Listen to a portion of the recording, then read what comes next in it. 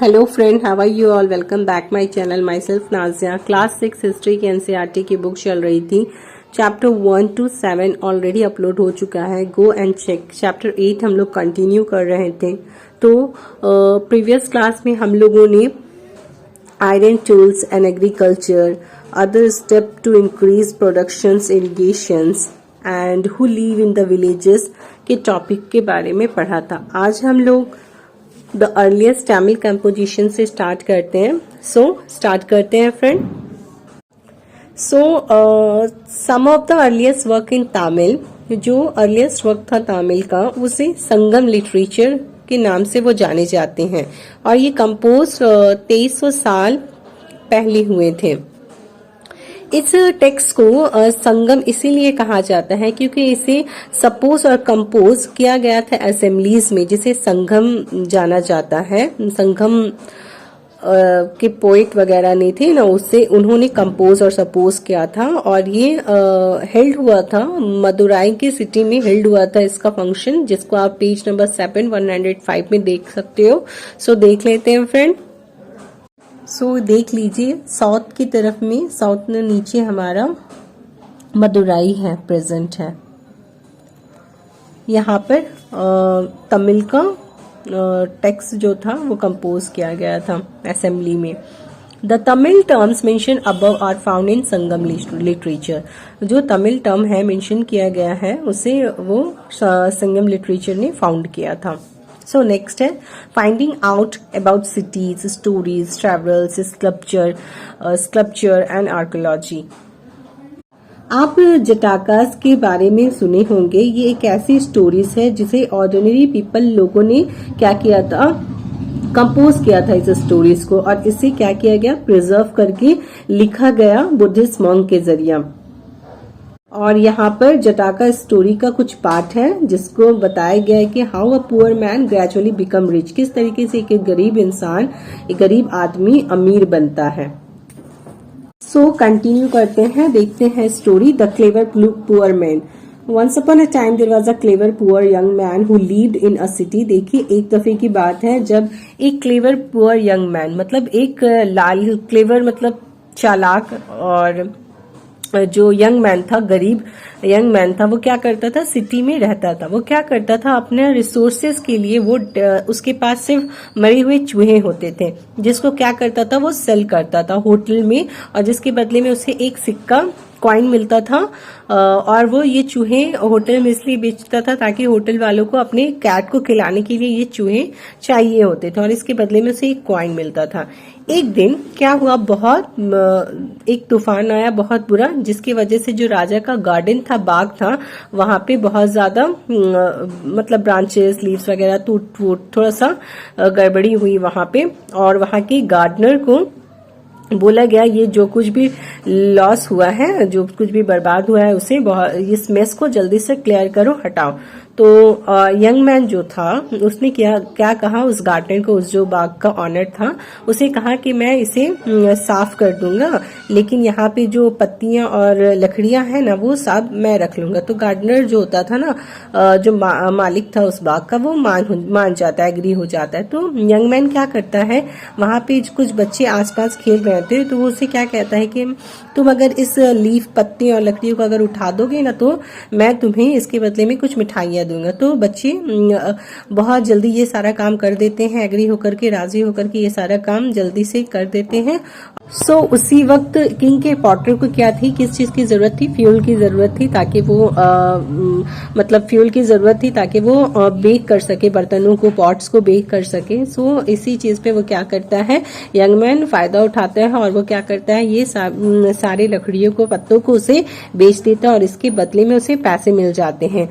वो our young man now thought of another plan. अब क्या करता है, इसके दिमाग में, ये जो मैन था, उसके दिमाग में कुछ और प्लान बनता है। उसने क्या किया, एक जार लिया और उसे पूरे पानी से भर दिया और सिटी गेट के पास गया, और उसने क्या किया, 500 ग्रास कटर जो घास काट रहे थे, उन्हें पानी ऑफर किया, क्योंकि वो थक जा रहे थे और उन्हें प्यास लग रही थी। तो उसने क्या किया, 500 ग्रास कटर के जो वहां काट रहे थे, उन्होंने उसे पानी पिलाया। तो उसके बदले बदले में वो लोग बहुत ज्यादा इसके एहसानमंद थे। वो बोल रहे थे आपने बहुत अच्छा काम किया है, बताओ हम इसके बदले में आपको क्या दे सके। तो वो कहता है कि मैं तुम्हें बाद में बताऊंगा जब मुझे तुम्हारी जरूरत होगी। देन उसका फ्रेंड उसको बताता है कि ट्रेडर आने वाला है यहाँ पर, जो हॉर्स डीलिंग करता है, मतलब वो 500 हॉर्सेस के साथ में आएगा। उसका फ्रेंड उसे ये बात बोलता है कि 500 घोड़े लेकर के हॉर्स डीलर यहाँ आने वाले हैं घोड़ों को बेचने के लिए। ये सुनते ही यंग मैन क्या करता है, ग्रास कटर्स के पास वापस जाता है और उसे कहता है कि आप लोग मुझे एक एक बंडल ग्रास दे दो और आप इसे जब तक सेल नहीं करोगे जब तक मेरे सारे बिक नहीं जाते। तो वो इसके मतलब जो हेल्प करता है उसके बदले में ये उसे दे देते हैं, वो राजी हो जाते हैं। और सभी क्योंकि उसने क्या किया था, 500 ग्रास कटर वालों को पानी पिलाया था, तो उसने क्या किया, सबसे एक एक बंडल ग्रास लिया और इस तरीके से उसके पास 500 बंडल ऑफ ग्रास हो गया उसके पास। सो जब हॉर्स डीलर आया और उसे ग्रास चाहिए थी घोड़ों को खिलाने के लिए, तो कोई उसे ग्रास नहीं बेच रहा था क्योंकि ग्रास कटर वालों ने क्या किया था, उसे वादा दिया था इस मैन को कि वो नहीं बेचेंगे, तो उसे नहीं मिल रहा था। तो क्या हुआ, यंग मैन ने क्या किया, इसके बदले में इस चीज का फायदा उठा करके क्या किया, उसने ग्रास को अच्छे पैसे अच्छी कीमत में भेजा और जिसकी वजह से उसके पास 1000 कॉइन्स जमा हो गए थे। सो ये थी कि इस तरीके से ये कैसे अपना रिच बना, अमीर बना, ये इसकी स्टोरी थी। तो list the occupation of the person mention in the story. आप वो ऑक्यूपेशंस का लिस्ट रेडी करो जो इस स्टोरी में बताया गया है। देखिए इस स्टोरी में बहुत सारे ऑक्यूपेशन बताए गए हैं, जैसे कि हॉर्स ट्रेडर्स है, ग्रास कटर्स है, एंड पॉइंट करने वाला है, उसके अलावा गार्डनर है। तो ये इतने सारे ऑक्यूपेशन के बारे में बताया गया है। For each one try and decide whether they will have lived. आप हर एक चीज को देखो और डिसाइड करो कि वो लोग कहाँ रहते थे, सिटी में, विलेजेस में, या बोथ सिटी एंड विलेजेस में, ये सब आप सोचो। Why do you think the horse dealer was coming to the city. आप क्या सोचते हैं कि हॉर्स डीलर क्यों आया होगा सिटी में? ऑफ कोर्स वो हॉर्स को डील करने, बेचने के लिए आया होगा सिटी में। Do you think women could have taken up the occupation mention in the story.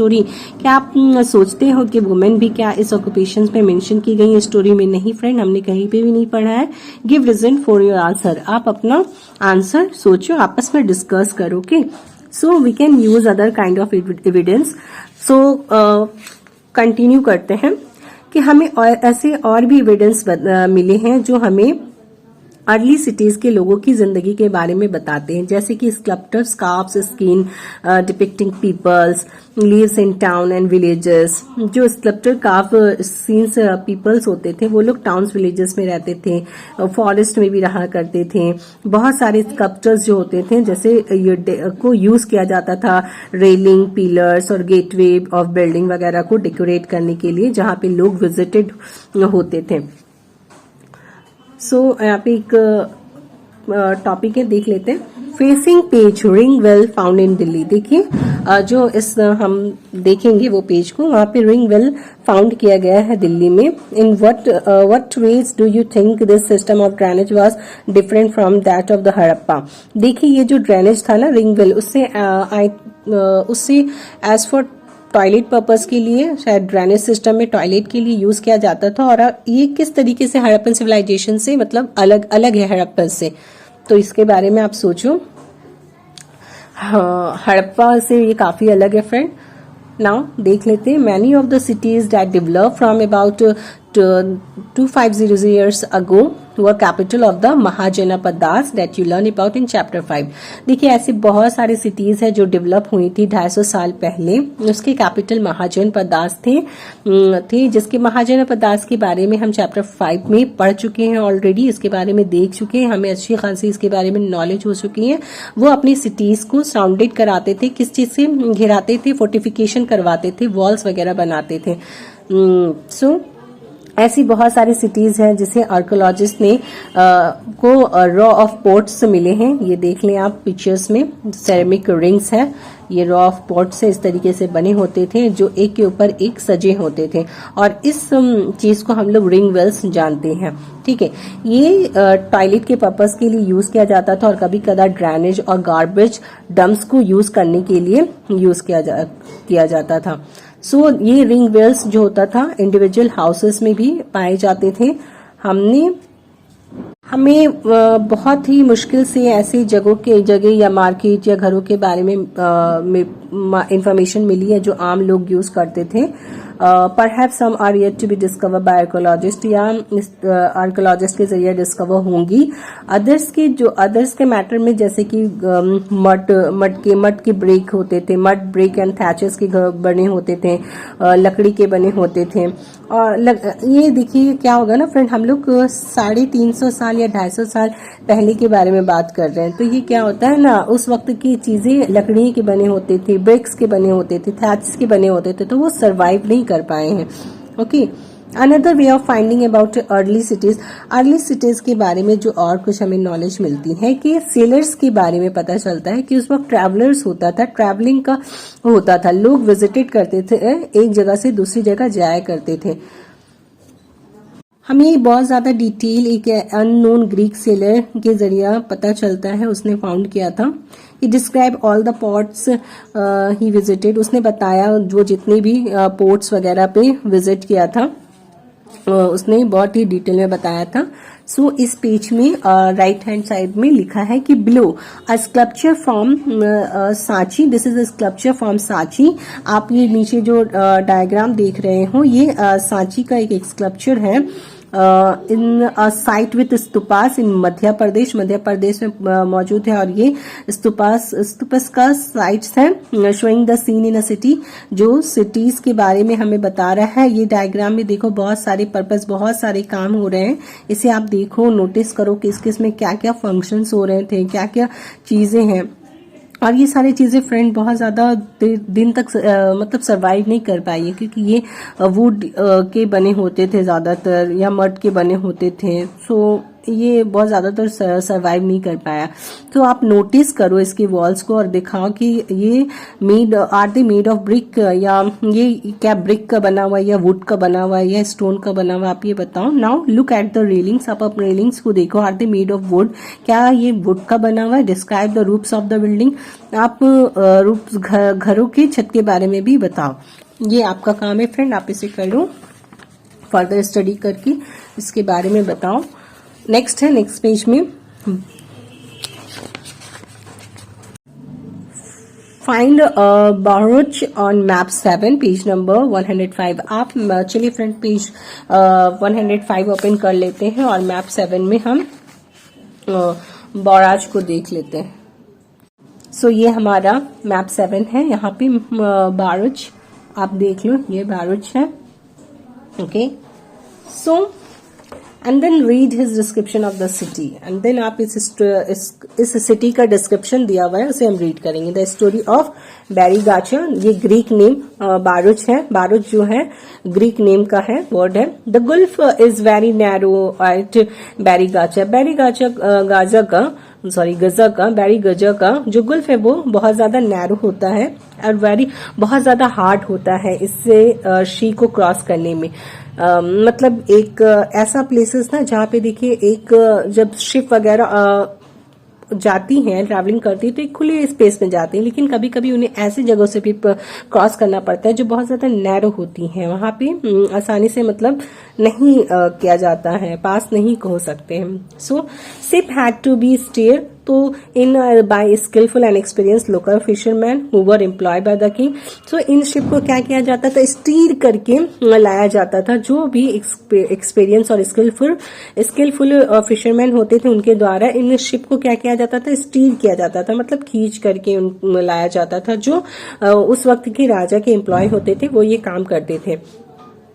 The imports into बैरीगाजा वर, और जो इम्पोर्ट्स होता था बैरीगाजा में वो wine, copper, tin, lead, coral, topaz, clothes, gold and silver coins, ये सारी चीजें इंपोर्ट होती थी। और एक्सपोर्ट होने वाले from the town included plants, from the Himalaya. और जो चीजें एक्सपोर्ट होती थी वो प्लांट्स होते थे हिमालय की, इवोरी होते थे, एगेट होते थे, कैरनिल लियन होते थे, कॉटन, सिल्क एंड परफ्यूम्स, ये सारी चीजें एक्सपोर्ट होते थे। और कुछ स्पेशल गिफ्ट भी होते थे जो मर्चेंट राजा के लिए लेकर के आते थे। उनमें सिल्वर की वेसल्स होते थे, सिंगिंग बॉयज हुआ करते थे, ब्यूटीफुल वुमेन्स होते थे, फाइन वाइन्स होते थे एंड फाइन क्लोथ्स होते थे। सो ये स्टोरी है बैरी गाजा का। Okay, make a list of all the things imported and exported from Barygaza. आपको क्या करना है, लिस्ट रेडी करना है जो भी चीजें एक्सपोर्ट और इम्पोर्ट की गई है यहाँ। Underline at least 2 things that were not in use during Harappan times. आपको 2 चीजें अंडरलाइन की करनी है जो हड़प्पन टाइम्स में यूज नहीं होती थी। Why do you think merchant brought gift for the king. आप क्यों सोचते हैं कि मर्चेंट क्यों राजा के लिए गिफ्ट लाएंगे। सो ये आप अपना सोचो, करो। सो फ्रेंड, आज के लिए इतना ही। आगे का टॉपिक हम नेक्स्ट वीडियो में क्लियर करेंगे। Hope you enjoy the video and like the video and it's helpful for you. If you like the video, please do like, share and subscribe. It's helpful for me and motivate for me. Thank you.